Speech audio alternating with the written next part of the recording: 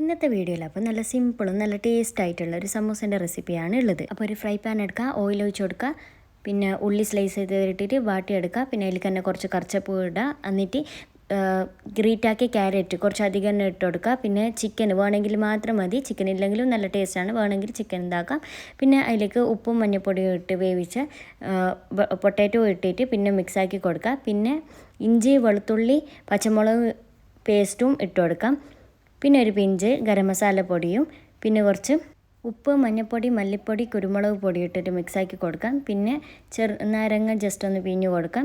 പിന്നെ കുറച്ച് ചിക്കൻ മസാല ഇട്ടിട്ട് ജസ്റ്റ് ഒന്ന് മിക്സാക്കി കൊടുക്കാം. മല്ലിച്ചപ്പ് ഇട്ട് മാറ്റി വെക്കാം. അപ്പോൾ നമ്മളെ ഫില്ലിങ്സ് റെഡി ആയിട്ടുണ്ട്. പിന്നെ എന്താക്കുക, സമൂസ ഷീറ്റിൽ സമൂസ ഇങ്ങനെ ഷേപ്പാക്കി എടുത്തിട്ട് നല്ല ഡീപ്പ് ഫ്രൈ ചെയ്തിട്ട് എടുക്കാം. ജസ്റ്റ് രണ്ടോട്ടം അങ്ങോട്ടും ഇങ്ങോട്ടും മറിച്ചെടുത്താൽ മതി കേട്ടോ. അപ്പോൾ ഓവർ ഫ്രൈ ആവില്ല, ഈ ഒരു കളറാകുമ്പോൾ എടുക്കാം. അപ്പോൾ നമുക്കിന്ന് നോമ്പ് തുറക്കാൻ മക്രോണി ഉണ്ടായിനി, പിന്നെ ചിക്കനിലെല്ലാം മസാല ആക്കിയിട്ടുള്ള മക്രോണി ഉണ്ടായിനി, സമൂസ ഉണ്ടായിനി ചിക്കൻ്റെ തന്നെ, പിന്നെ ഉള്ളി വജ ഉണ്ടായിനി.